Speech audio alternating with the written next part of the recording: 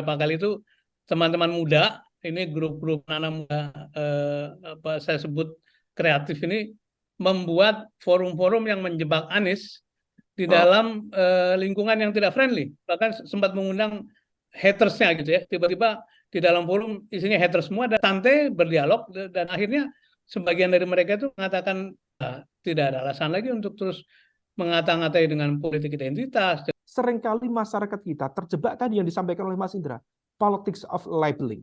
Seringkali itu adalah pemahaman yang diorkestrasi, ada elemen yang memang memaintain itu. Inisiatif dari teman-teman BEM UI memecah kebuntuan ini. Perdebatan ini tentunya ditunggu anak muda ya. Respon cepat kepada tantangan dari BEM UI, sebenarnya itu merupakan ekspresi kesiapan dia untuk menjawab tantangan. Beberapa waktu ini memang angkanya Mas Anies ya, baik oleh survei-survei yang sebutlah berafiliasi dengan kandidat lain maupun survei-survei yang lebih kredibel itu mengalami rebound. Takut memasuki ruang-ruang debat politik bersama mahasiswa, saya pikir itu capres yang layak dipertanyakan kesiapannya untuk memimpin negeri ini. Apakah ini mereka bergerak genuine, ataukah justru itu adalah indikasi dari the betrayal of civil society, pengkhianatan elemen civil society. Jangan serahkan negara ini pada orang-orang yang tidak punya gagasan. Good people staying silent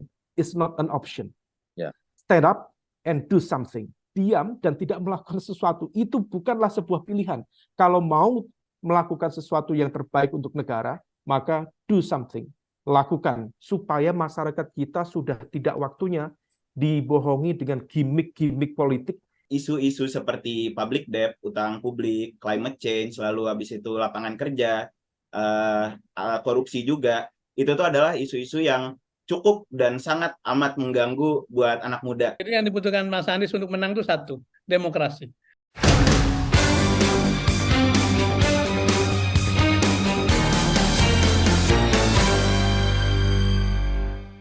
Ya, halo, selamat pagi. Ketemu lagi di Crosscheck di minggu pagi kali ini. Memang pekan ini ramai dibicarakan sebuah respon yang sangat gercep alias gerak cepat alias nggak pakai lama.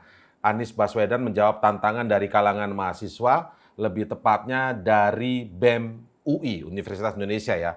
BEM UI ini menantang seluruh kandidat yang bakal maju sebagai calon presiden 2024. Kalau berani datang ke UI, kami akan kuliti ide dan gagasan kalian semua dan apa yang ditawarkan kepada bangsa ini. Kurang lebih seperti itu kata-kata dari teman-teman BEM UI. Nah, respon Anies memang paling menjadi perhatian karena dengan cepat dan gagah gitu ya menjawab, yuk kapan? Ini adalah gaya khas jawaban anak muda kalau sedang antusias terhadap sebuah ajakan. Contohnya misalnya, ayo ngopi, yuk kapan gitu kan tuh. Nah, sementara jawaban dari kandidat lain cenderung normatif seperti 2 kali jawaban Ganjar Pranowo. 2 kalinya saya coba kutip ya. Ya, nanti kita debat. Terima kasih. Terus lalu jawaban selanjutnya ada lagi jawaban karena ada pertanyaan beberapa kali dari teman-teman wartawan. Debat opo, sabar. Wong belum apa-apa kok debat, sabar. Gitu kurang lebih. Nah, sementara dari pihak Prabowo Subianto, jawaban ini jawaban kalau kita kutipannya begini. Pak Prabowo siap dialog dengan siapapun dimanapun, apalagi di kampus. Beliau hobi dan senang diskusi dengan para intelektual. Tapi jawaban ini tentu saja dengan kalimat Pak Prabowo siap dialog dengan siapapun, berarti datang jawaban ini bukan langsung Pak Prabowo-nya yang menjawab, alias melalui petinggi partai politik Gerindra atau juru bicaranya juga. Dalam hal ini Mas Dhanil Ansar ya yang menjawab. Jadi bukan Pak Prabowo-nya langsung yang menjawab. Kenapa ini kita ingin ulas? Karena kita lihat profil pemilih kita di 2024 nanti berdasarkan data dari KPU ya. 64% pemilih nanti itu adalah dari kalangan anak-anak muda. Lebih tepatnya harus kita pilih ya, Gen Z dan juga milenial. Nah, ini menarik ini. Karakter-karakter anak muda apakah sudah terlihat jelas dari respon dalam menjawab tantangan debat dari anak-anak muda kritis seperti dari BEM UI ini. Nah, tetapi yang menarik juga kalau kita lihat dari data terakhir, sementara ini kalau saya lihat dari data indikator politik Indonesia begitu ya, tapi memang ini data bulan Juni, justru menyebutkan bahwa anak-anak muda dari Gen Z dan milenial cenderung memilih Prabowo Subianto sebagai pemimpin mereka ke depan. Bahkan disebutkan Gen Z itu 40% memilih Prabowo, sementara milenial itu sekitar ada 30-an% something lah seperti itu. Kita akan coba ulas atau cross-check isu atau dinamika seperti ini bersama dengan Sudirman Said, anggota Tim 8 pemenangan Anies Baswedan ya. Selamat pagi, Assalamualaikum, salam sehat Pak Sudirman Said. Selamat pagi, Assalamualaikum Mas Indra. Apa kabar? Salam sehat-sehat. Kemudian ada Mas Khairul Umam ya, pengamat politik dari Universitas Paramadina. Mas Khairul Umam, Assalamualaikum. Waalaikumsalam Mas Indra, selamat siang Pak Dirman, Mas Hanif. Ya, betul Selamat sekali. siang, Bro Khairul. Mas Hanif Ihsan Suhada. Ini adalah koordinator harian Bersama Indonesia. Bersama Indonesia ini adalah sebuah lembaga yang fokus di kegiatan generasi muda. Tentu saja kita berbicara dengan melek politik lah ya, ibaratnya di 2024 nanti. Oke, saya ingin mulai dari Pak Sudirman Said tentu saja ya, Pak Sudirman Said. Ini jawaban Mas Anies ini gimmick apa memang antusias dengan soal ajakan debat atau sebuah strategi dulu-duluan jawab aja ini? Kira-kira Pak Sudirman Said. Ya, terima kasih. Saya kira pertama yang ingin saya nyatakan ya itulah Anies Baswedan yang saya kenal gitu ya, karena memang orangnya spontan dan mengapa spontan dalam urusan debat mendebat ya memang kesehariannya kan aslinya seorang akademisi, ya, seorang intelektual yang terbiasa diskursus. Nah, dalam menjalankan pemerintahnya sebagai gubernur selama ini juga menjalankan kepemimpinan yang partisipatif. Jadi engage dengan warga, dialog dengan masyarakat, bahkan dihadapinya pihak-pihak yang tidak terlalu bersahabat dengan baik, dan pada banyak kesempatan memang akhirnya orang-orang yang ditemui itu teryakinkan dengan argumen-argumen. Jadi bukan gimmick, itu kesungguhan dari Pak Anies untuk merespon ajakan generasi muda. Nah, yang saya harus apresiasi adalah ini niat dari teman-teman BEM UI, dan mudah-mudahan banyak sekali nanti mahasiswa yang melakukan itu. Karena apa? Saya sudah lama mengamati satu keadaan yang memprihatinkan, seolah-olah soal Pilpres itu soal angka saja gitu. Jadi belum sudah ngomong soal survei, soal angka. Padahal sebetulnya kan menjadi presiden itu kan artinya dia akan memimpin pemerintahan, memimpin negara, memilih anggota kabinet, memilih para menteri, nyusun program, nyusun anggaran, dan memakmurkan seluruh negeri. Nah, kalau kemudian ukuran bisa maju tidaknya hanya oleh angka, tapi tidak diuji oleh pikiran-pikirannya, itu negara ini mau kemana gitu. Jadi saya sangat menghargai inisiatif dari teman-teman BEM UI memecah kebuntuan ini. Dan saya berharap kampus-kampus di seluruh Indonesia melakukan hal yang sama, karena inilah waktunya, terutama tadi pemilik 65% suara itu mengambil peran. Jangan serahkan negara ini pada orang-orang yang tidak punya gagasan. Caranya ya di-challenge, dipanggil ke kampus. Dan itu terbiasa di negara maju bahwa kampus menjadi menjadi center dari diskursus kepemimpinan yang akan membawa bangsanya ke arah yang lebih baik. Jadi sekali lagi apresiasi pada BEM UI dan Pak Anies dengan sungguh-sungguh dan dengan spontan merespon bahwa ya memang beliau mau datang. Jadi insya Allah pada bulan September nanti ya akan ada debat atau diskursus di UI, dan saya punya harapan akan diikuti oleh kampus-kampus lain. Tidak hanya kampus, tapi juga komunitas-komunitas profesi yang akan menguji kemampuan dari calon pemimpinnya di berbagai bidang.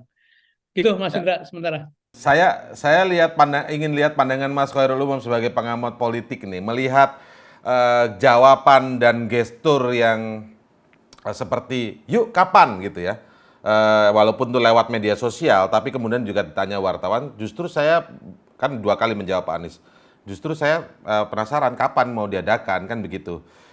Ini kira-kira mampu menjadi sebuah sebuah titik balik orang kemudian akan melihat kepada Anies Baswedan, dalam hal ini anak-anak muda, ataukah ini ya nggak ada efeknya, ini cuman cepet-cepetan jawab dan jawabannya paling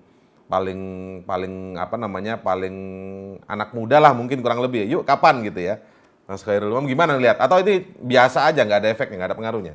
Jadi respon cepat dari Anies Baswedan sebagai salah satu capres yang kemudian memberikan respon cepat kepada tantangan dari BEM UI, sebenarnya itu merupakan ekspresi kesiapan dia untuk menjawab tantangan sekaligus juga berdialektika dengan elemen masyarakat, terutama dari mereka dari dunia representasi dari kelompok kritis yang sebaiknya memang tidak terjebak dalam konteks pertarungan politik praktis sampai kemudian terbelah atau masuk dalam konteks polarisasi, tetapi dunia kampus itu bisa merepresentasikan jiwa aktivisme kaum muda, juga menjadi representasi dari kelompok menengah terdidik, sehingga kemudian harus ikut bertanggung jawab sebenarnya untuk meningkatkan literasi politik rakyat. Maka di sini menjadi sebuah titik temu yang cukup menarik, karena tadi saya sampaikan bahwa segmen muda, anak-anak mahasiswa per hari ini itu cenderung memiliki karakter yang civically and politically disengaged. Mereka tidak suka dengan isu politik praktis, demokrasi, dan sebagainya. Tetapi bukan berarti mereka kemudian bersikap antipati. Nah, ada keterpanggilan, terutama dari kelompok aktivis, teman-teman mahasiswa, karena bagaimanapun juga dunia kampus kita itu menyimpan spirit aktivisme yang kemudian itu menjadi supplier gerakan perubahan di berbagai generasi. Saya pikir sejarah politik di Indonesia juga mencatat baik tentang itu. Nah, ini yang kemudian harus direspon dengan baik. Kesempatan emas ini bagi semua capres untuk meyakinkan kelompok kelas menengah terdidik itu dengan ide, gagasan, pemikiran mereka yang genuine. Karena ingat, kalau kelompok menengah terdidik bisa diyakinkan, mereka bisa menjadi amplifier yang baik untuk meyakinkan kelompok di segmen yang lebih rendah secara pendidikan. Nah, oleh karena itu, siapa yang bisa merespon ini dengan baik, saya pikir akan memiliki peluang yang lebih besar untuk memenangkan Pilpres di 2024 mendatang. Kalau Mas Hanif representasi anak muda kira-kira misalnya nih,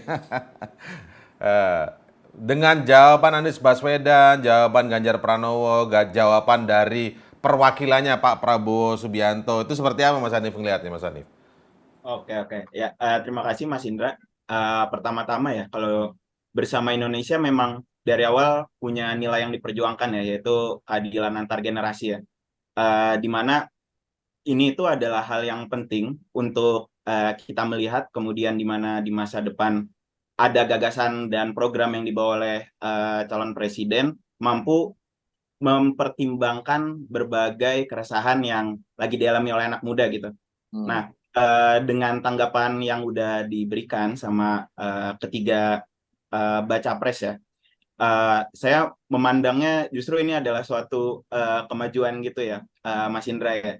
Karena saya percaya kalau misalnya gagasan yang dibawa oleh setiap calon pemimpin, jika kita masukkan ke dalam kampus, dalam hal ini bukan perpanjangan politik atau pertarungan kekuasaan ya, Mas Indra, perlu di-highlight gitu, yaitu dialog antara gagasan yang dibawa oleh calon pemimpin dengan akademisi yang bersifat rasional di dalam institusi pendidikan tinggi, itu dapat diuji dengan baik gitu.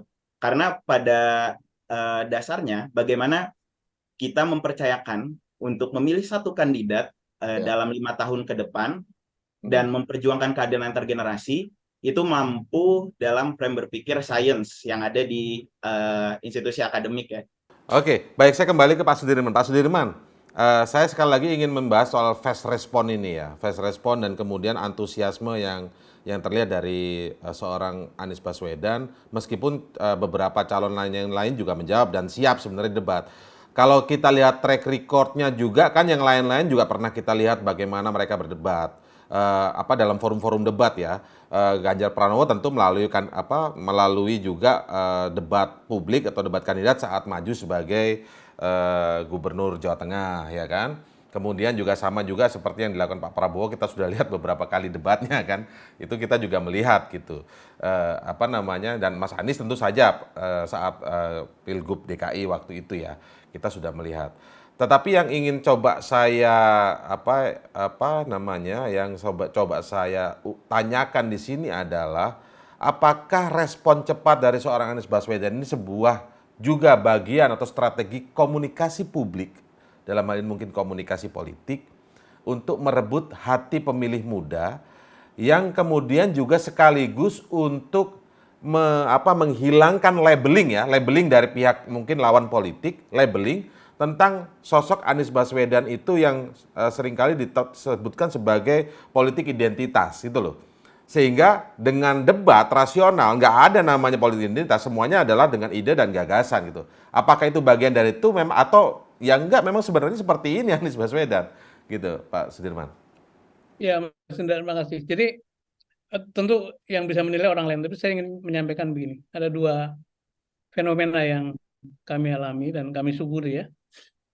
Beberapa waktu ini memang angkanya Mas Anies ya, baik oleh survei-survei yang sebutlah berafiliasi dengan kandidat lain maupun survei-survei yang lebih kredibel itu mengalami rebound, mengalami kenaikan gitu. Itu satu.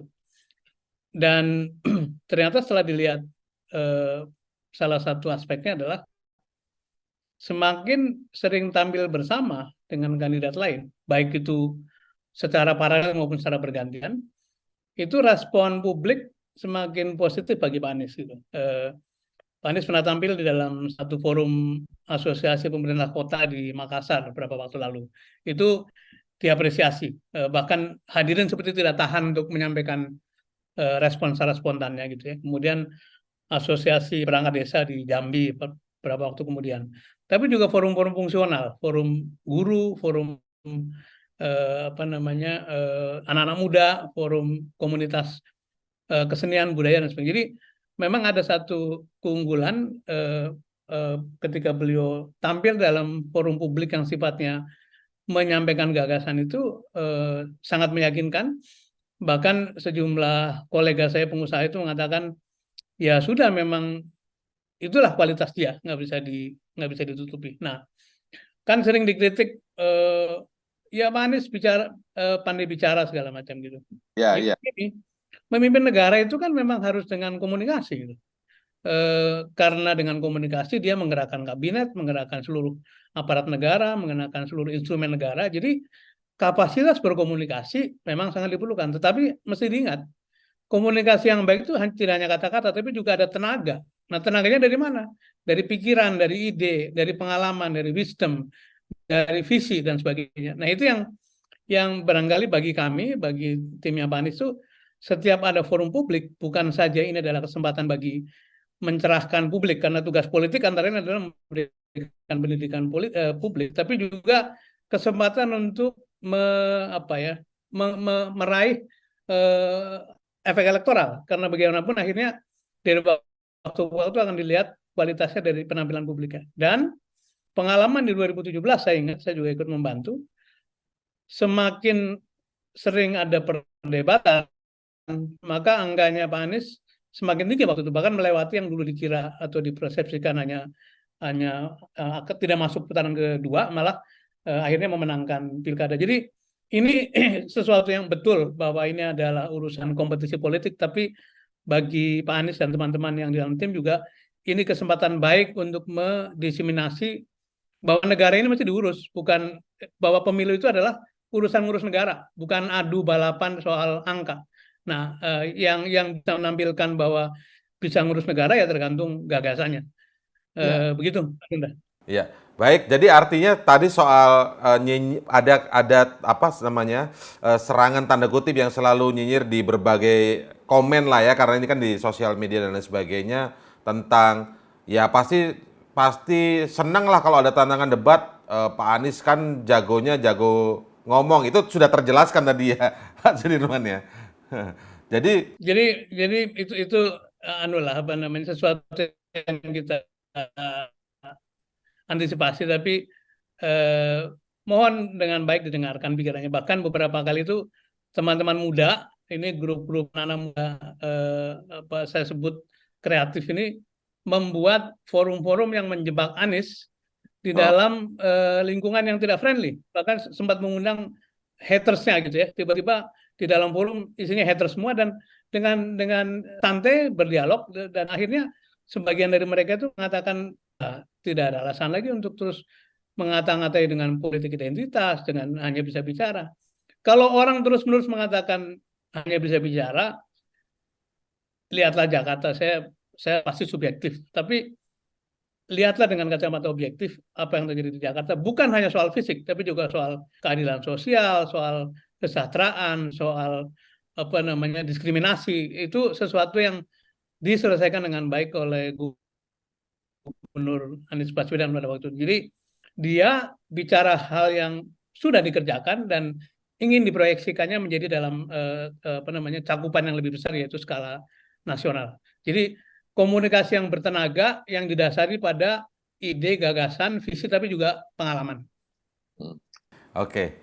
Nah, ini kalau Mas Khairul Umam melihatnya gimana tuh? Cukup ngefek nggak? Kalau tadi Pak Sudirman kan menceritakan beberapa pengalaman, beberapa forum anak muda itu tanda kutip menjebak Anies Baswedan ya ketika diundang dalam sebuah forum diskusi, kurang lebih gitu ya Pak Sudirman tadi kan ya. Tapi hatersnya yang diundang, tapi malah tercerahkan setelah mendapatkan penjelasan-penjelasan asal mereka mau objektif dulu mendengarkan gitu kan, kurang lebih Pak Sudirman ya.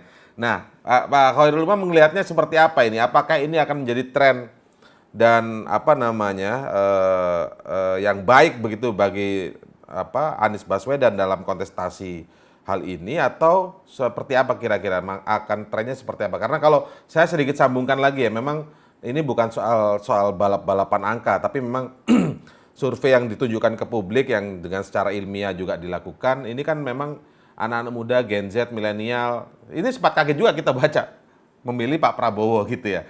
Kalau Mas Khairul Umam melihatnya seperti apa kira-kira? Akan ada sebuah perubahan tidak kira-kira nanti ketika sosok Anies Baswedan sudah mulai muncul dengan debat, ide, gagasan, komunikasi yang bertenaga lah ibaratnya.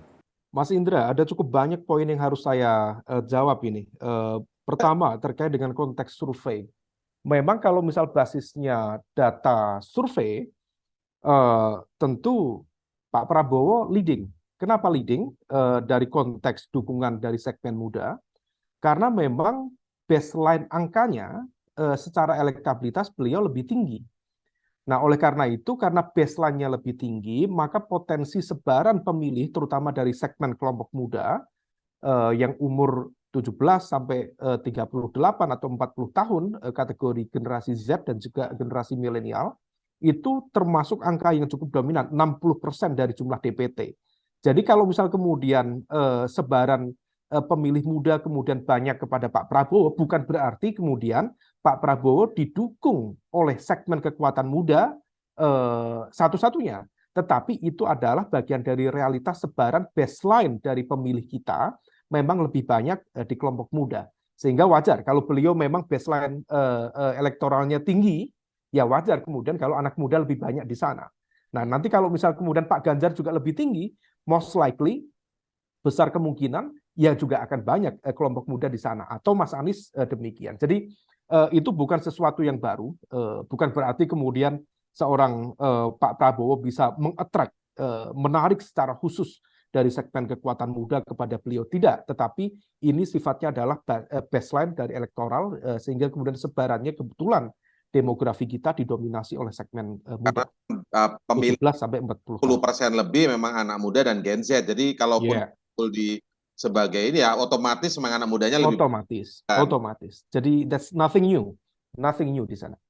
Nah, kemudian terkait dengan konteks ini, debat politik atau apapun nanti judul yang diberikan oleh BEM UI atau mungkin BEM-BEM yang lain, anak-anak muda yang lain, ini akan sangat baik, Mas Indra, sebagai sebuah forum klarifikasi, termasuk juga semacam fit and proper test terhadap kapasitas kepemimpinan dia, juga uji kredibilitas dan juga integritas yang bersangkutan sebagai seorang calon pemimpin. Ingat loh, ini anak muda bukan hanya soal jumlah, tetapi punya nalar kritis yang sangat luar biasa. Anak generasi Z, anak generasi milenial itu umumnya, Mas Indra, mereka sangat akrab dan fasih dengan teknologi digital dan juga internet. Jadi mereka adalah kelompok yang relatif memiliki literasi digital yang cukup terbuka. Sehingga dalam ruang seperti itu, cukup banyak di antara mereka, meskipun tadi politically disengaged, tetapi mereka sangat respect terhadap nilai-nilai kebaharuan, kecepatan, kreativitas, fleksibilitas, cenderung open-minded, dan juga kadang itu menyukai informalitas dan cenderung suka bersikap egaliter, dan juga cenderung tidak mau terjebak ke dalam sekat-sekat stratifikasi sosial yang ada di sekitarnya. Nah, dengan karakter anak muda seperti itu, maka kemudian menjadi penting bagi siapapun capresnya, Anies Baswedan, Ganjar Pranowo, Prabowo Subianto, untuk betul-betul berani masuk ke segmen ini untuk memenangkan pikiran dan juga suara mereka, termasuk how to change their mind and perception tentang politik dan juga tentang mereka sendiri. Ingat, di dalam konteks Pilpres, faktor paling utama penentunya itu seringkali bukan soal ide, gagasan, atau visi, misi, platform, tetapi persepsi mereka tentang personality dari seorang leaders itu. Nah, kalau misal kemudian mereka bisa meyakinkan itu, termasuk siapapun yang akan maju menjadi capres, pasti akan mendapatkan serangan signifikan dari rival politik, dari haters. Nah, forum-forum semacam ini bukan hanya menjadi forum klarifikasi, sekaligus juga menjadi forum untuk meluruskan tadi itu, tabayun, sekaligus juga memberikan hal-hal yang sekiranya lebih konstruktif dalam konteks pemahaman masyarakat kita. Nah, termasuk tadi, kalau misal Mas Anies mendapatkan tudingan tentang isu politik identitas, nah di saat yang sama masyarakat, terutama dari kelompok menengah terdidik, juga bisa berpikir secara kritis. Betulkah memang secara pelaksanaan 5 tahun pemerintahan Anies Baswedan di DKI Jakarta, apakah memang betul terjadi penebalan politik identitas ataukah tidak? Itu silakan diakses. Silahkan kemudian diukur dan diperdebatkan dengan yang bersangkutan. Saya pikir kalau misal kemudian semua capres legowo, membuka diri, tentu tidak keberatan untuk melakukan klarifikasi yang barangkali selama ini menjadi desas-desus yang kemudian menjadi negative campaign, bahkan black campaign yang cukup efektif untuk mendegradasi kredibilitas mereka. Misalnya Pak Ganjar, selama ini dituding kapasitas kepemimpinannya dianggap tidak begitu efektif untuk menurunkan angka kemiskinan di Jawa Tengah. Betul tidak? Diuji, silakan di sana. Termasuk Pak Prabowo. Konon kabarnya ada isu terkait dengan konteks transparansi dan akuntabilitas terkait dengan pengadaan alat utama sistem persenjataan di Kementerian Pertahanan. Silahkan diuji di sana.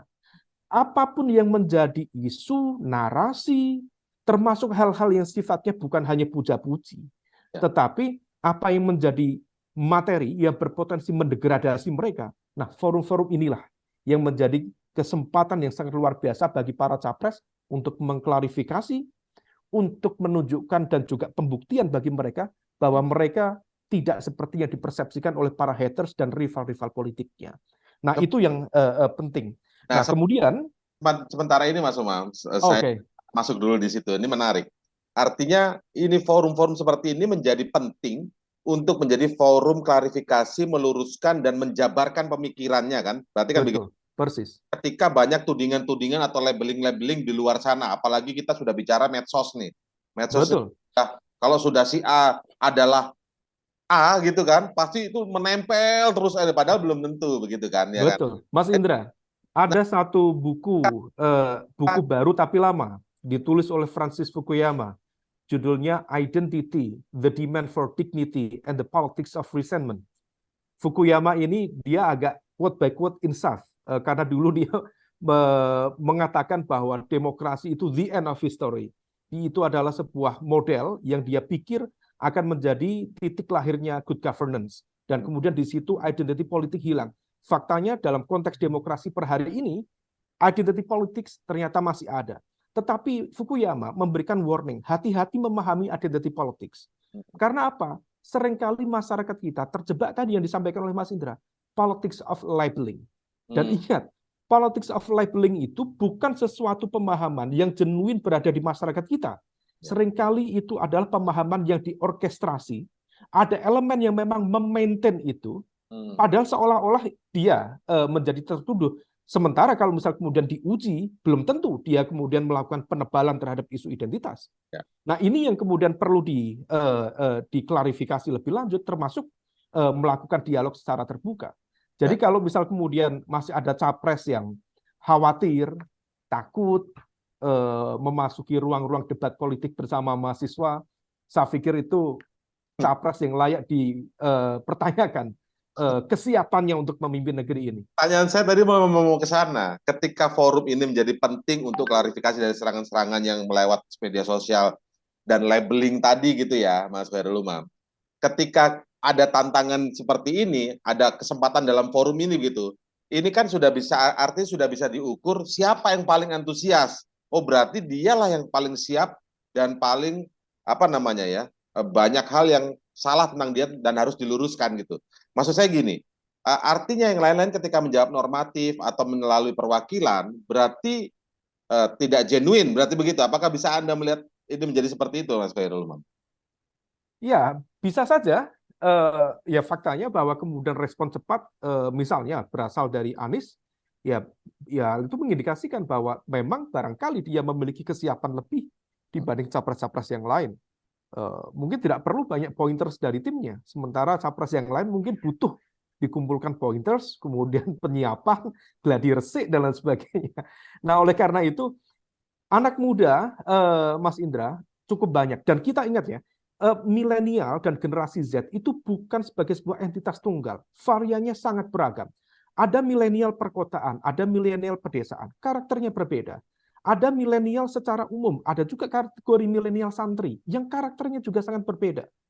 Tadi kalau misal kemudian kelompok-kelompok menengah terdidik di perkotaan itu agak antipati dengan politik, di kelompok muslim juga ada segmen kelompok santri yang memiliki prinsip a'udzubillahi minasyiyasah wal siyasiyin. Kata mereka, ya Allah, saya berlindung dari politik dan juga para politisi. Ada juga yang memiliki pemahaman begitu. Artinya apa? Sikap-sikap ini yang kemudian perlu didekati, diajak, diklarifikasi, dan kemudian mereka bisa dirangkul menjadi bagian dari aktor-aktor demokrasi baru yang jauh mencerahkan. Bukan hanya demokrasi yang isinya adalah kebencian, politics of labeling, yang semua itu sangat-sangat tidak mendidik. Ya, kan sekarang ramainya politik labeling tadi, makanya kita ulas ini. Saya coba dari Mas Hanif ya, karena mungkin ini tadi kan disebutkan Mas Khairul Umam, generasi muda ini variannya banyak. Saya dari variannya Mas Hanif aja dulu lah dan kawan-kawan di Bersama Indonesia, ya kan. Mas Hanif mungkin bisa cerita dulu. Tapi benar nggak sih karakter anak muda itu suka debat? Dalam artian gini, untuk mendapatkan pikiran-pikiran itu suka debat atau justru malah nggak suka lihat yang berdebat? Karena begini, pertanyaan saya ini kenapa saya sampaikan, ini ketika menjadi diskusi di internal kami ya di dalam media ini, kok bisa nama Pak Prabowo yang unggul dalam sebuah survei milenial, dan ini sebelum Mas Khairul Umam tadi menjabarkan analisisnya, tapi ada pemikiran bahwa karena waktu itu mungkin Prabowo banyak diam, tidak banyak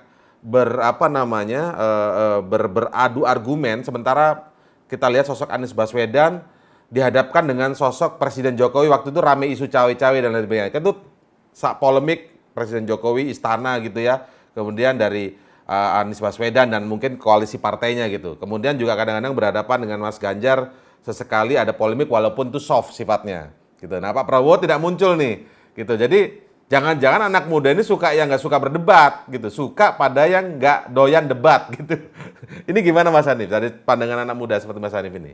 Saya berpandangan kayak isu-isu seperti public debt, utang publik, climate change, lalu habis itu lapangan kerja, korupsi juga, itu tuh adalah isu-isu yang cukup dan sangat amat mengganggu buat anak muda, karena di masa depan nanti hal-hal tersebut itu pada akhirnya akan mengurangi efektivitas atau bahkan mungkin sumber daya alam yang awalnya bagus itu tidak dirasakan lagi oleh anak cucu kita atau bahkan saya 20-30 tahun mendatang gitu. Nah, untuk menjawab hal itu memang perlu pendekatan yang sifatnya rasional. Nah, dan perdebatan itu menurut saya akan merubah lanskap ke depannya ya dalam survei gitu. Saya setuju dengan pendapat Pak Sudirman Said, di mana survei itu seakan-akan sudah mendefinisikan pemilu, padahal kan belum. Kita belum mendengar gagasan-gagasan ke depannya, bagaimana nantinya anak muda dan keresahannya punya tempat yang major, tempat yang penting dalam 5 tahun ke depan kepemimpinan bakal calon presiden gitu. Pak Sudirman, tapi saya ingin tanya begini Pak Sudirman, apa sih yang kemudian dibahas kita dalam artian di tim seorang Anies Baswedan ya. Taruhlah memang Anies kemudian siap dengan segala hal, ide dan gagasan, pertarungan ide dan gagasan ya, debat dalam konteks pertarungan ide dan gagasan. Apakah sudah ada kajian tentang dan strategi tentang merekrut pemilih muda seperti yang tadi digambarkan Mas Khairul Umam, mau nggak mau pasti harus punya strategi untuk merebut hati pemilih muda karena memang dari profil pemilih itu kan paling banyak pasti anak muda kan, Gen Z dan milenial.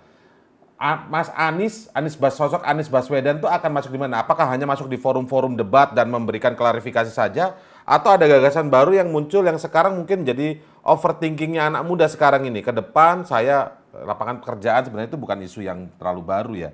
Terus kemudian apalagi lingkungan itu juga bukan terlalu isu yang terlalu baru begitu. Nah, apa kira-kira Pak Sudirman Said? Tentu banyak sekali kajian mengenai feature atau karakter anak-anak muda. Tetapi yang pasti anak saya dan mantu saya kan semuanya anak muda kan. Itu rata-rata karakternya ya memang kritis ya, tidak menerima begitu saja. Tidak seperti kami kan dulu kepada orang tua itu ya disampaikan apa langsung diterima. Jadi mereka men-challenge, mereka bertanya, mereka terus mencari tahu. Karena apa? Karena sumber informasi tersedia di mana-mana gitu. Itu kesadaran kita melihat fenomena anak muda, dan karena itu saya tidak percaya bahwa anak muda itu betul-betul apatis pada politik. Seperti dikatakan Prof. Khairul Umam tadi, bahwa mereka sebetulnya lagi ada lagi ada kejenuhan atau skeptisisme ya, tapi sebetulnya mereka peduli. Nah, sekarang tinggal jalurnya dilewatkan mana gitu. Nah, sekarang kembali kepada pertanyaan Mas Indra, kita menyiapkan apa? Kalau saya boleh agak saya ingin menggunakan kata rendah hati lah.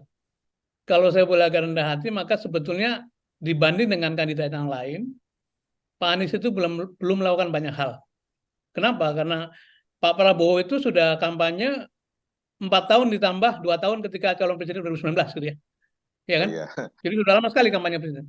Kemudian Mas Ganjar itu terus-menerus di-endorse oleh Pak Jokowi sekarang. Jadi campaigning proses sebagai kandidat itu sudah muncul sejak lama. Sementara Pak Anies itu sibuk menjadi gubernur, selesai kemudian malah belum selesai tiba-tiba dicalonkan oleh Nasdem dan belum sempat melakukan apa-apa. Belum lagi dengan tembakan-tembakan atau hambatan segala macam. Jadi sebetulnya belum banyak hal yang dikerjakan. Nah, sementara itu di lain pihak, Belum 5 banyak tahun lamanya berkumpul dalam di DKI itu, artian campaign ya, politik ya, dalam hal campaign betul. Ya, campaign politik. Jadi campaign sebagai satu strategi itu memang ya kita baru nata-nata lah. Tentu saja milenial atau Gen Z itu merupakan bagian dari yang harus kita sasar. Tapi kita punya keyakinan penuh bahwa mereka itu tidak suka artificial, tidak suka yang palsu-palsu. Jadi begitu dikasih yang original, hanya soal waktu mereka akan oke, message-nya kredibel, pemberi message-nya kredibel, maka mereka percaya gitu. Nah, proses interaksi ini sangat baik. Karena itu suasana kampus, suasana profesi, suasana komunitas-komunitas kritis merupakan lahan subur bagi Mas Anies untuk mengkonvert yang tadinya barangkali tidak suka menjadi netral, yang netral menjadi suka, yang suka menjadi memilih gitu. Jadi kami merasa ruangannya masih terbuka, dan yang juga menggembirakan Mas Indra adalah komunitas ini tumbuh dengan organik. Kita tidak punya kemampuan untuk memobilisasi mereka. Kita tidak punya uang untuk menggerakkan mereka. Mereka tumbuh dengan organik, dan kalau organik itu kan gini, kayak kita berangkat training, melamar sama dipaksa itu kan beda gitu. Ini orang-orangnya datang ke forum-forum itu karena kepengen sendiri. Jadi secara mental model lebih open mind. Nah, sementara yang digerakkan itu kan kayak terpaksa. Jadi kami optimis bahwa proses-proses semacam ini, terutama yang sedang kita bicarakan, dialog dengan anak-anak muda, kalangan kampus, kalangan kritis itu akan menjadi lahan subur bagi munculnya voters tambahan. Dan ada banyak yang mengatakan bahwa meskipun rating rata-rata mengatakan nomor 3, tapi ini saham blue chip yang sedang naik. Jadi insya Allah akan menjadi incaran dari para investor gitu. Jadi ini soal waktu aja Pak Sudirman ya? Insya Allah Oke, begitu. Mas Koirilman melihatnya seperti apa kira-kira? Soal waktu juga ini. Artinya gini, Anak muda tadi singkatnya Pak Sudirman ini saya suka ini karena apa yang disampaikan ini luar biasa ke poin. Anak muda intinya nggak suka yang artifisial, oke, yang original. Nah, persoalannya selama ini sering dihadapi oleh Pak Anies, labeling ya, ini labeling lagi, itu adalah apa namanya hanya bisa ngomong, nggak kerja, hanya ini kan artifisial itu maksudnya gitu. Nah, tetapi kan harus diklarifikasi di dalam forum-forum ini. Kira-kira akan banyak forum-forum seperti ini nggak kira-kira Mas Khairul Umam? Atau kalau ada upaya bukan Anies gitu, jangan-jangan nggak ada lagi forum-forum seperti ini. Akan nggak diadakan gitu loh maksudnya. Ya, forum-forum diskusi politik di kampus ini sebagai representasi dan juga kelanjutan Mas Indra ya dari kemarin putusan Mahkamah Konstitusi yang memberikan ruang bagi hadirnya diskusi di dunia kampus. Ya sebenarnya ini menjadi sebuah lahan yang sangat strategik bagi siapapun capresnya. Dan tadi betul saya sangat setuju yang disampaikan oleh Pak Sudirman bahwa kelompok mahasiswa itu segmen kelompok yang sangat organik dan juga genuine. Meskipun tetap akan ada satu dua elemen yang barangkali mulai tersentuh dengan pragmatisme yang kemudian nanti ada mungkin di lapangan pergerakan mereka itu dikendalikan, diorkestrasi oleh kepentingan politik kelompok tertentu. Tetapi ini kan memberikan ruang refleksi yang begitu terbuka bagi masyarakat kita, terutama bagi kelompok kritis di kalangan mahasiswa. Apakah ini mereka bergerak genuine, ataukah justru itu adalah indikasi dari the betrayal of civil society, pengkhianatan elemen civil society. Mereka yang bisa melakukan assessment itu, melakukan penilaian itu. Maka in general kita melihat anak-anak mahasiswa, para aktivis adalah kelompok yang genuine. Selain itu, hal terpenting lagi, selain mereka genuine, tadi mereka memang cenderung tidak suka pada hal-hal yang sifatnya artificial.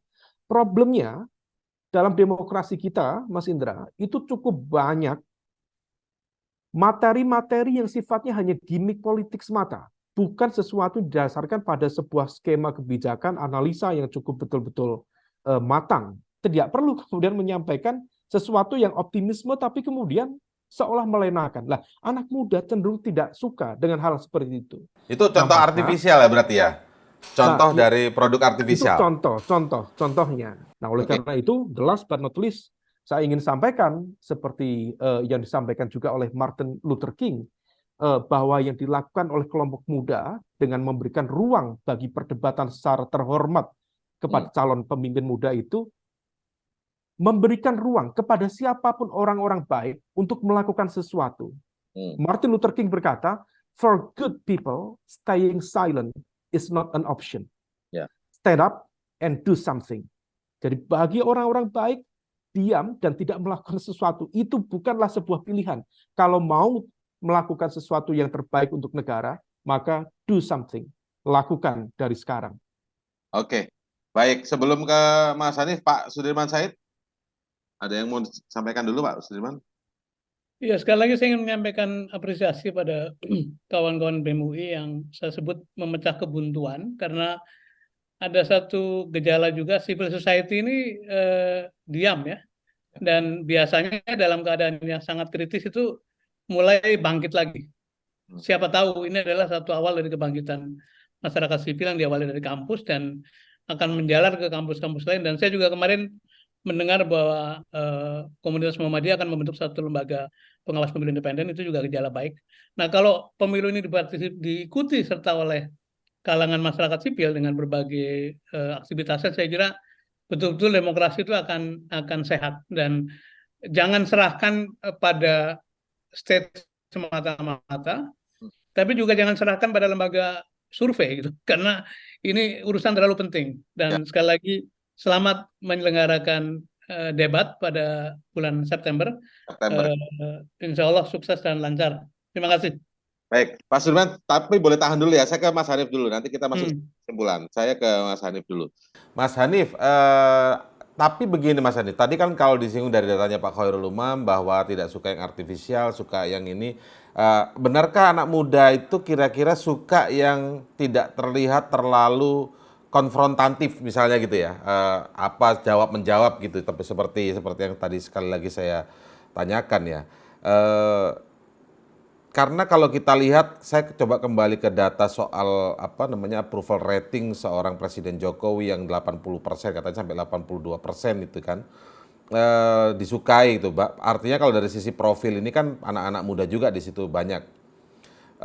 Apakah memang yang seperti itu atau justru anak muda ingin kelihatan supaya originalitas pemikirannya terlihat di depan gitu, dengan debat, adu gagasan dan sebagainya. Apakah seperti itu kira-kira yang diinginkan anak-anak muda? Sekali lagi itu kalau kampus mungkin ya, tapi anak muda secara umum nih yang doyan main sosmed, scroll-scroll ya kampus juga sih, tapi nggak dalam konteks forum kampus gitu. Gimana sih kira-kira? Karena ada data yang menyebutkan Pak Jokowi nggak banyak berkonfrontasi gitu kelihatan dengan apa lawan-lawan politik dan dia mengendorse siapa itu naik terus tuh angka. Gimana Mas Hanif? Kita sudah terbiasa dengan virtual society ini gitu. Itu hal yang tidak bisa dibatalkan gitu. Saat ngomongin tentang sosial media, tentunya anak muda pasti akan menjadi early adopter atau orang-orang pertama yang akan menyuarakan sesuatu melalui sosial media gitu. Ya. Mungkin kalau di zaman dulu tuh sedikit sulit ya, karena memang ada budaya yang tadi disebut sama Pak Khairul sama Pak Sudirman Said, kalau biasanya kita ngikut aja gitu di zaman dulu. Tapi dengan sekarang kemudahan, semudah saya abis ini update di Instagram, Mas Indra, ya kan Ya, tinggal ngomongin update ini, ngomong sama Pak Khairul Umam, sama Mas Indra gitu. Ya semudah itu pada akhirnya anak muda tuh menerima suatu kebaruan, keterbukaan pikiran, open minded, dan semudah itu untuk menyampaikan opininya gitu. Sehingga menurut saya untuk perdebatan ini tentunya ditunggu anak muda ya. Kembali ke statement yang awal, ya. jika 5 tahun ke depan itu sangat ditentukan dengan gagasan yang secara rasional, tata kelola negara untuk menjawab isu-isu anak muda zaman sekarang gitu. Mungkin itu. Terima kasih Mas Indra. Kita masuk sesi kesimpulan ke Mas Khairul Umam sekarang. Tadi itu dari Mas Hanif ya. Tapi seringkali juga yang namanya debat, kemudian mungkin juga orasi seorang kandidat-kandidat apa namanya politik ya dalam kontestasi kandidat-kandidat dalam sebuah kontestasi politik itu seringkali juga kemudian dalam perjalanannya tidak ditemukan ketika dia sudah terpilih misalnya.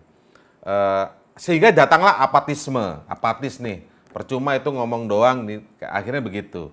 Nah, bagaimana meyakinkan sekarang kira-kira Mas Khairul kepada publik, dalam hal ini tentu saja juga anak muda sebagian besar, nggak bagus di omongan aja, nggak bagus di presentasi aja, dan nggak bagus di argumen aja, supaya benar-benar meyakinkan seperti kata Pak Sudirman Said, ini adalah komunikasi yang bertenaga dan real gitu. Seorang A, seorang B, seorang C ketika menyampaikan sesuatu sebagai komunikasi politik dan penjelasan kepada publik dalam forum debat misalnya atau forum urai gagasan misalnya, itu menjadi sesuatu yang konkret yang memang dia kerjakan nanti.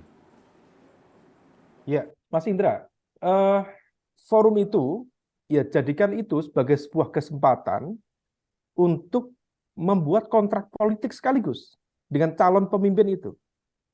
Lakukan diskusi terbuka, catat apa gagasannya, catat betul apa yang dijanjikan, jadikan itu sebagai kontrak politik, termasuk kemudian janji ketika nanti dia berkuasa, dan jadikan apa yang tadi poin-poin itu sebagai bahan evaluasi secara terbuka. Kalau misal kemudian ada yang tidak sesuai, ya jadikan saja itu sebagai sebuah bagian dari evaluasi sekaligus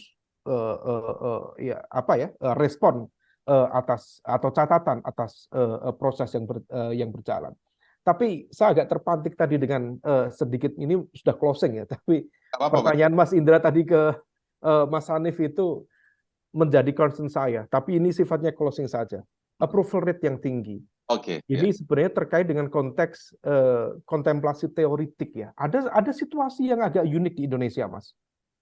approval rate pemerintahan kita cukup tinggi, dan itu tentu kabar baik untuk pemerintah, bagaimana kemudian legitimasi masyarakat semakin baik, sehingga kemudian eksekusi kebijakan juga bisa lebih tertata, kemudian mendapatkan backup politik yang memadai.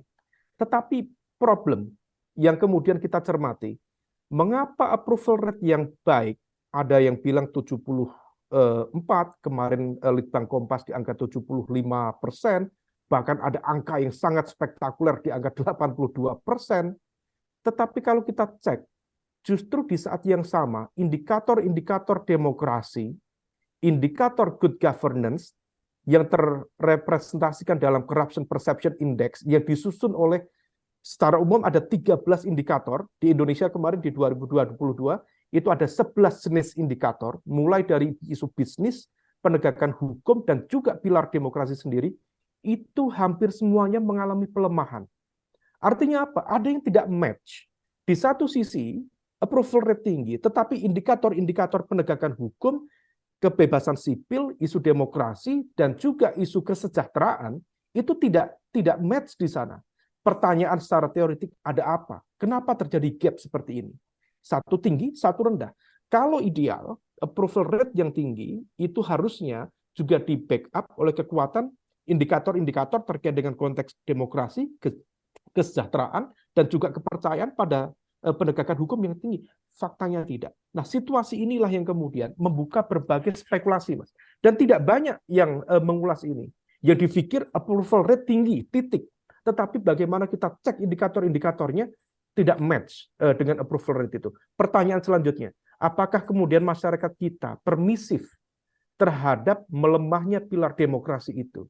Kebebasan sipil melemah dianggap sebagai hal wajar, sebagai sebuah bagian dari keniscayaan proses pembangunan yang membutuhkan stabilitas quote by quote. Nah, ini yang kemudian menjadi refleksi serius bagi kita. Mengapa kemudian civil society kita cenderung diam dan mendiamkan proses yang justru tidak produktif bagi konteks hadirnya tata kelola pemerintahan yang baik. Kita itu regress, Mas. Kalau misal CPI di 2022 kemarin, itu dari 38, anjlok ke angka 34. 34 itu sama dengan CPI, Corruption Perception Index, pada tahun 2014.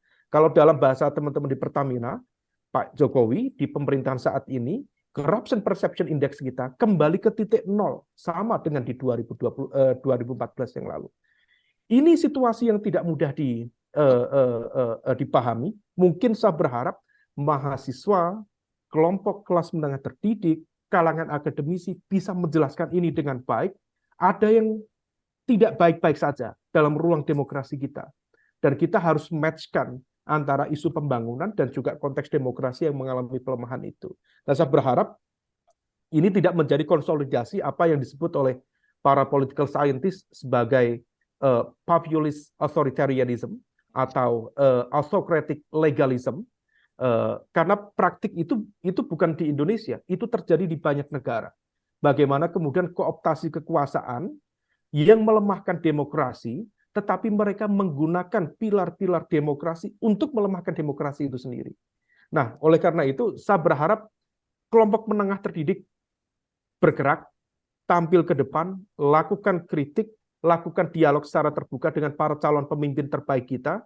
Dan saya berharap mereka bisa menjelaskan yang baik kepada masyarakat kita, supaya masyarakat kita sudah tidak waktunya dibohongi dengan gimmick-gimmick politik yang hanya menghibur, tetapi sama sekali tidak mendidik di sana. Terima kasih, Mas Indra. Baru sekarang ini saya mendapat jawaban lengkap soal approval rating. Sebelum-sebelumnya nggak ada yang berat jawab lengkap ini. Jadi selama ini kita hanya dengar itu karena populisme. Nah, ini lebih lengkap lagi, populisme otoritarian ya. Jangan sampai begitu ya maksudnya Mas Khairul Umam ya. Jangan sampai begitu. Jangan sampai. Kita tidak ingin begitu. Tapi sedikit lagi, jadi kalau ada gap yang jauh dari indikator-indikator yang harusnya menunjang approval rating, jadi approval ratingnya tinggi tapi indikator-indikatornya lemah, ada gap yang besar, itu bisa disebut artifisial juga nggak kira-kira Mas Khairul Umam?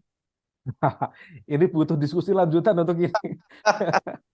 Oke deh kalau gitu. Tapi saya kembali ke Pak Sudirman Said sebagai penutup. Kira-kira Pak Sudirman Said, Kalau ada tantangan BEM UI nih, saya bisa tergambarkan di imajinasi saya nanti tanggal 14 September kalau tidak salah ya, ini akan digelar oleh teman-teman UI. Pasti itu pertanyaan-pertanyaan kritis tajam karena bahasanya ketua BEM-nya aja sudah bilang kami akan siap menguliti pemikiran dan gagasan Anda. Datang kalau berani. Artinya itu sudah pasti bukan debat yang normatif, debat yang seremonial gitu kan. Tapi pertanyaannya debatnya sendiri secara formal yang akan digelar KPU dari tahun ke tahun dalam setiap pemilu itu relatif normatif Pak Sudirman Said. Ada masukan nggak kira-kira dari Pak Sudirman Said? Harusnya debat yang seperti apa nanti KPU itu? Saya termasuk membantu salah satu capres di 2019 dan memang saya ngerasa kalau anak muda itu bilangnya nggak asik nih debat nih karena waktunya dibatasi begitu rupa, sangat kaku, sangat seremonial. Jadi memang akhirnya kehilangan originalitas untuk menggali ide-ide betulan. Jadi menurut saya debat di kampus ini akan lebih punya bobot ya, karena dibiarkan tadi oleh Prof. Khairul Umam mengatakan nanti masyarakat ilmiah yang akan men-challenge pikiran-pikiran. Jadi saya punya harapan besar bahwa justru kalau BEM UI atau BEM-BEM tempat lain bisa raising the bar, bisa menaikkan level permainan, itu akan sangat baik. Sehingga nanti juga pada waktu KPU bikin, mau nggak mau tertantang, harus bikin lebih bermutu. Jadi saya punya harapan besar ini akan menjadi pemantik dari proses demokrasi yang lebih sehat. Nah, saya ingin punya penutup begini. Yang dibutuhkan Anies untuk menang tuh satu saja, Mas Indra. Apa itu, Pak? Demokrasi. Demokrasi betul. Pak, coba diulangi lagi tadi karena kotaknya ini ada di saya ini, coba. Hanya satu ini, coba Pak, diulangi lagi Pak Sudirman Said. Jadi yang dibutuhkan Mas Anies untuk menang itu satu, demokrasi. Dan survei Litbang Kompas pekan ini memberikan satu ruang besar bagi tumbuhnya demokrasi itu. Karena apa? Walaupun dikatakan kepuasan kepada pemerintah 78% ya, dan tadi di-challenge oleh pikiran-pikiran kritis Prof. Khairul Umam, tetapi ternyata hanya 18% orang yang akan memilih calon yang di-endorse oleh pemerintah sekarang gitu. 32% lebih menyatakan sudah pasti tidak akan memilih yang di-endorse oleh pemerintah sekarang. 49,sekian% mengatakan saya akan lihat kualitas orangnya dulu gitu. Jadi artinya pertama kita perlu men-challenge apakah angka 78-80% itu valid. Apakah itu bukan merupakan hasil dari suatu engineering. Yang kedua, kita ternyata masih punya warga yang tetap punya pikiran sehat bahwa ya sudah, mau selesai.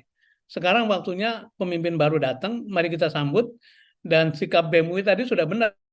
Mari kita kuliti pikirannya, gagasannya, idenya, kemudian pilih yang terbaik di antara mereka. Dan sekali lagi, pilih demokrasi tegak, insya Allah kandidat seperti Pak Anies akan memperoleh tempat di hati masyarakat. Oke, baik. Terima kasih atas waktunya. Kalau begitu dalam diskusi pada akhir pekan kali ini, walaupun hari Minggu, tentu saja diskusi-diskusi bernas seperti ini akan kita terus hadirkan. Pak Sudirman Said, terima kasih sekali lagi atas waktunya. Prof. Terima kasih Prof. Khairul. Mas Anies, terima kasih. Mohon izin Pak Dirman. Sampai ketemu. Assalamualaikum. Terima kasih Pak. Assalamualaikum, salam sehat. Baik, itu tadi diskusi kita kali ini dalam cross check yang bisa Anda terus tonton setiap hari Minggu pagi setiap pukul 10 waktu Indonesia Barat. Bisa ada di kanal YouTube medcom.id maupun kanal YouTube Metro TV. Saya Indra Maulana pamit. Selamat siang, sampai jumpa.